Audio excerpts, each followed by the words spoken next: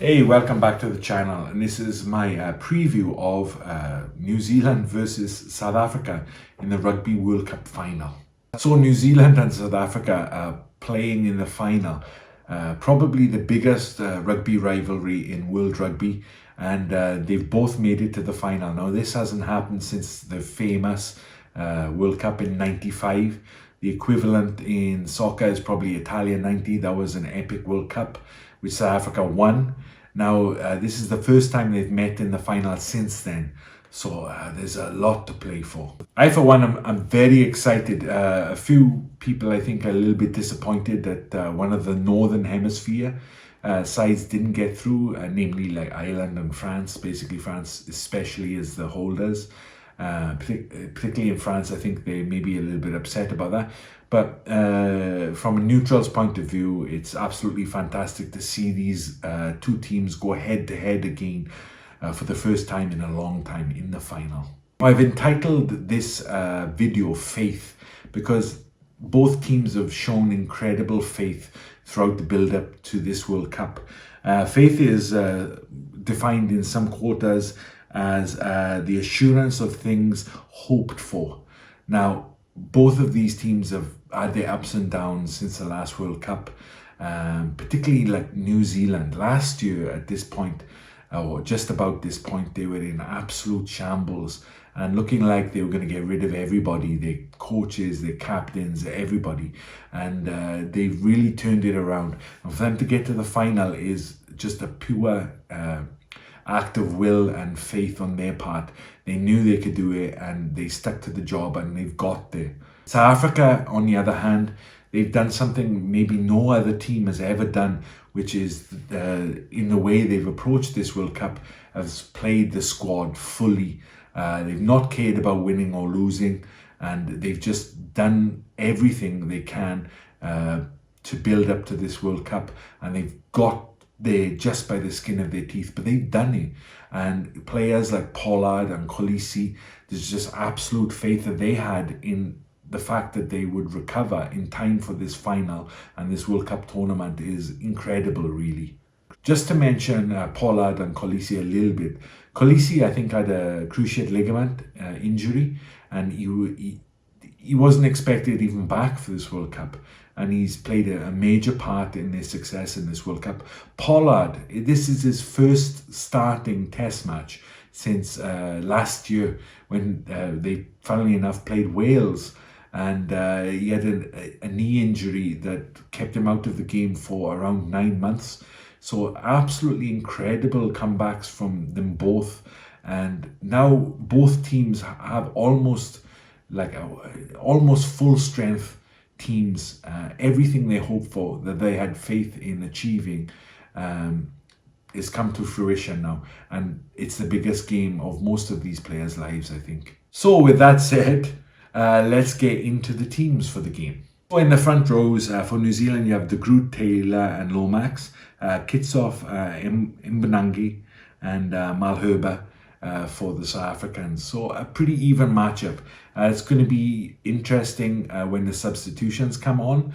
Of course, South Africa have famously gone for the 7-1 split. They pulled it out for the final. So the substitutions, I think Takiako, Tamati Williams and Laulula, they're going to have a tough old time against Free or Ox and Enyo Kane. So that's going to be interesting. But I think at the start of the game, the scrums probably be evenly matched. Second rows where the line-out is really won and lost. And for New Zealand, you have Retallick coming back, who's been in fine form so far this year. And Scott Barrett, who's made it to the final, is great. And Moster and Etzebeth in the second row for South Africa. So South Africa's line-out didn't function well last match against England. So they're really going to be looking for an uptick in that, and they're going to at least want to win their own ball. I think Retallick is really up for it, Scott Barrett really up for it. So I think New Zealand might have a slight edge there, but Cody Taylor last year was having a terrible old time of it. His throwing in wasn't good, and New Zealand's lineup was a shambles, to be honest.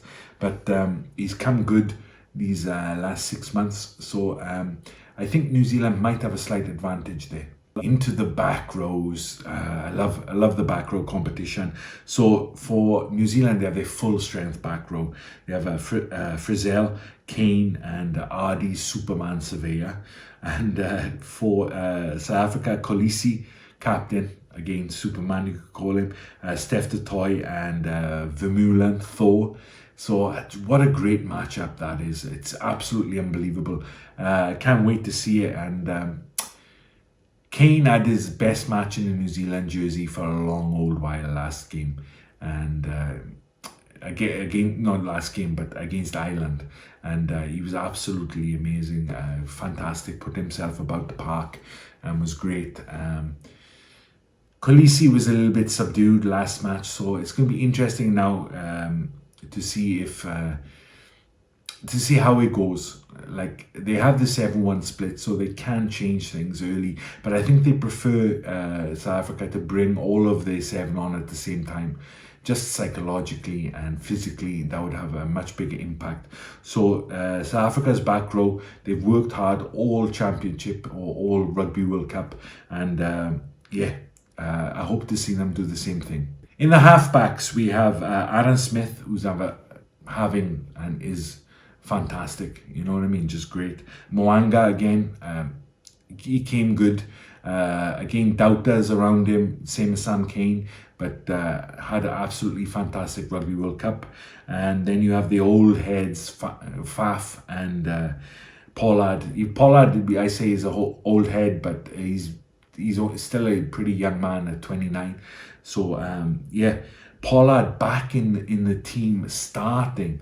That is fantastic for him after that pretty terrible injury that he had last year. You know, he's been out for so long, but when he came on against England, he really made a difference. So he's starting, and they don't have many replacements, so he's going to have to go the full 80. Back three for New Zealand, you have Talia, who has beaten the most defenders in this Rugby World Cup, which is no surprise really if you've ever seen him play. He's absolutely a nightmare to put down in the tackle. He's obviously, you know, very big guy, all modern rugby players are, but now he has an elusiveness which kind of defies logic really, and South Africa are really going to have to kind of work to shut him down, I think. And then it doesn't get any better because you've got Jody Barrett and the T1000, Will Jordan, the Iceman. So, you know, great back three. For South Africa, you've got another talented back three. You got Colby, Arensa, and Willemse at fullback. So again, lots of pace, lots of guile going forward. It's going to be very interesting to see who gets the advantage there. Probably going to be a fair amount of kicking early on. Let's see how the conditions are, but maybe South African back three a little bit maybe prone more to handling errors and things like that. Is the high ball going to be an issue in this game? I can't really see it, to be honest. I don't think South Africa will play the high ball as often as they have done. Obviously, Faf is going to kick from 9 a lot, but I don't think it's going to be as much of an issue as it was against England for South Africa. So let's see. In the centres, you have Rico Iwane and one of the Barretts, Jody. They've come good this World Cup again. Lots of pace, lots of strength. And they're up against the Allende and Kriel, who have been a stalwart now, it seems, of this South African side through the World Cup. Going to be a good physical battle. I can't wait for them to smash into each other. Maybe New Zealand have a little bit of advantage pace-wise, but otherwise it's going to be very close in that particular battle. So what else can you say? It's on to the substitutions.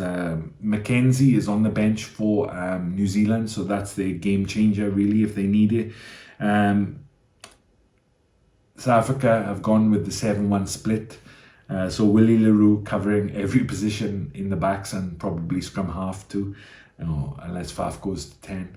But it's a big call in the World Cup final But it seems like this has been, I think it's the third time that the South Africans have done it.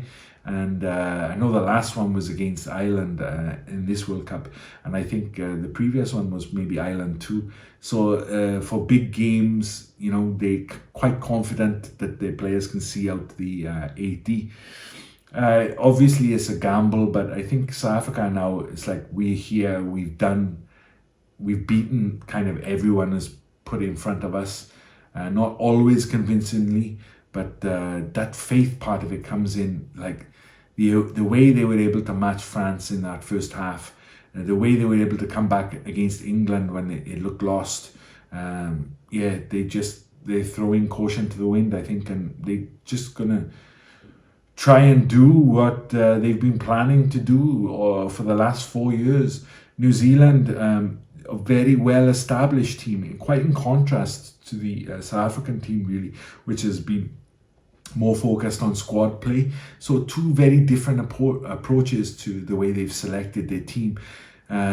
Which one is going to win out? It's so fascinating.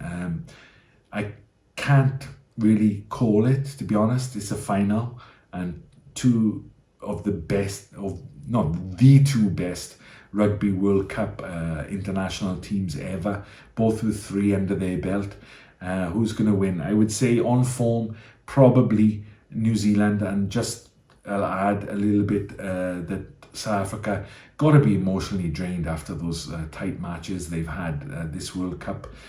But of course they can get up for it. So plus they've got the 7-1 split, which is going to add something hopefully to the game. But what a fantastic game. I can't wait to see it. It's going to be absolutely phenomenal, and it's going to be at least as intense as any game that we've seen so far this World Cup. So let me know what you think. What's your call in the comments? I mean, it takes a lot of faith. I think New Zealanders are going to back New Zealand, South Africans are going to back South Africa at the box. But yeah, if you're a neutral, like, let me know, because I'm finding it very difficult to call this one. But yeah, I'll say it's going to be 2 points in it. Which way, I don't know, but there we are. If you've enjoyed this preview, please like, subscribe, leave a comment, please, because it's going to be an epic weekend. And thank you very much for watching. All right, bye-bye.